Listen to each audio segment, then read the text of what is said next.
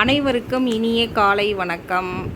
இன்றைக்கி வெள்ளிக்கிழமை அம்மா வீட்டில் ஃபுல் டே ரொட்டீன் தான் நம்ம பார்க்க போகிறோம். ஆனால் எப்பயுமே ஆஃப்டர்நூன் லஞ்சு முடிகிற வரைக்கும் நான் வீடியோ போடுவேன். ஆனால் இன்றைக்கி மார்னிங் விலாகே ரொம்ப லாங்காக இருக்கனால மார்னிங் வீடியோ மட்டும்தான் இன்றைக்கி வரும்.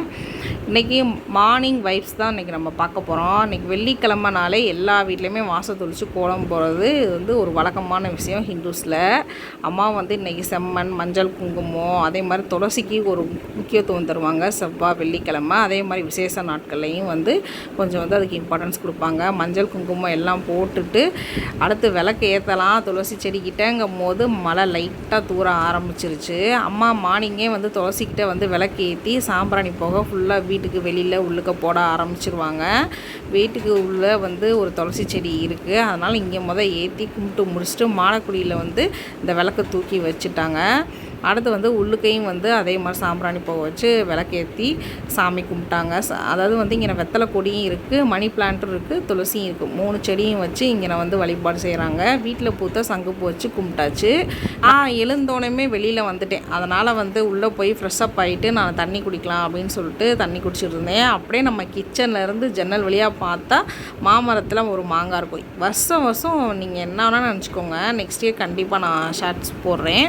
எங்கள் வீட்டு கிச்சன் ஜன்னல்லேருந்து பார்த்தா கரெக்டாக ஒரு மாங்காய் காய்ச்சிருக்கும். ஏன்னா எங்கள் மாமரங்கிறது எங்களோட ஃப்ரெண்டு மாதிரி. நாங்கள் பேசுவோம் அதுக்கிட்ட.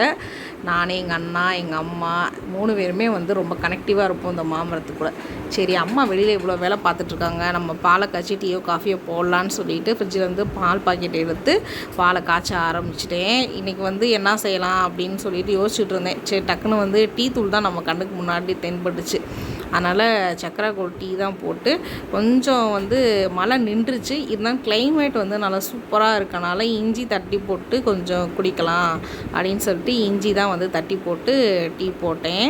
இங்கே டீ போட்டுக்கிட்டு இருக்கும்போதே கிச்சன் பார்த்திங்கன்னா கொஞ்சம் மெர்சியாக இருந்துச்சு.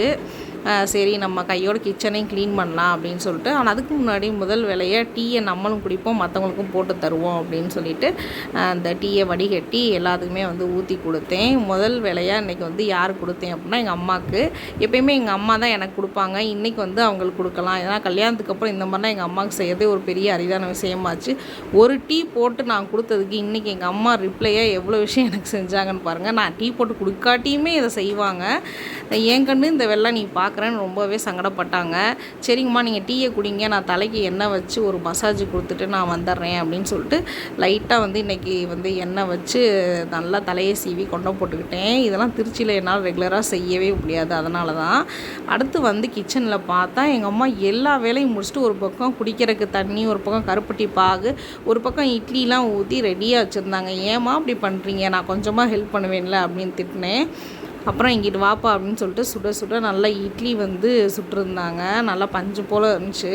என்ன தான் இருந்தாலும் எங்கள் அம்மா மாதிரி இன்னும் நான் இட்லி சுட முடியலை அப்படிங்கிறது என்னோடய ஹஸ்பண்ட் எப்போயுமே சொல்லிகிட்டே இருப்பாங்க. அடுத்து இந்த கருப்பட்டி பாகு வச்சு இனிப்பு பணியாரம் தான் அப்படின்னு செஞ்சுருந்தாங்க. ஊற போட்டிருந்தாங்க. அப்படியே குலோப்ஜாம்லாம் தோற்று போயிருங்க, அந்தளவுக்கு டேஸ்ட்டாக இருக்கும் இந்த இனிப்பு பணியாரம். அடுத்து இந்த பக்கம் பார்த்திங்கன்னா ப்ளெயினாக இன்றைக்கி வெள்ளை பணியாரம் செஞ்சுருந்தாங்க. பையனுக்கு இந்த வெள்ளை பணியாரம் தாங்க ரொம்ப பிடிக்கும். இதுக்கெலாம் சைடிஷாக பூண்டு சட்னி தான் செஞ்சுருந்தாங்க. பூண்டு சட்னி வெறுமனே செய்யாமல் நிறைய கருவேப்பிலை, புதினா, கொத்தமல்லி, தக்காளி, புளிலாம் போட்டு செய்வாங்க. தேங்காய் சட்னியும் செஞ்சுருந்தாங்க. எல்லா சமையலும் செஞ்சுட்டு சூப்பராக அடிக்க வச்சுருந்தாங்க. சரவணபவன், மீனாட்சி பவன்லாம் தோற்று போயிருங்க. இட்லி, கார பணியாரம், இனிப்பு பணியாரம், 2 சட்னி வச்சு சாப்பிட்டு ஒரு பிடிச்சாச்சு. என்னோடய ரூமை பார்த்தா ரொம்ப மெர்சியாக இருந்துச்சு. அதனால் பெட்ஷீட் கவரை சேஞ்ச் பண்ணுப்பா, இன்றைக்கி வெள்ளிக்கிழமை கொடுப்பா துவச்சு தரேன்னு அம்மா சொல்லவும் எல்லாம் மாற்றி விட்டு பார்க்குறக்கே சூப்பராக இருந்துச்சு. இப்போயே படுத்துங்கணுன்னு ஆசை இருந்தாலும் அம்மா சுடுதண்ணி காஞ்சிருச்சு, நீங்கள் குளிங்கன்ட்டாங்க. சரி, நம்ம சாப்பிட்டும் ஒரு 2 hours ஆகிடுச்சு, நம்ம குளிச்சுருவோம், மழை வேற இல்லை அப்படின்ட்டு டக்குன்னு நல்லா மீராசியாக கப்பட்டு சூப்பராக குளிச்சாச்சு. இது முடியா இல்லை தேங்காய் நாரா அப்படிங்கிற அளவுக்கு மோசமாக இருக்குது.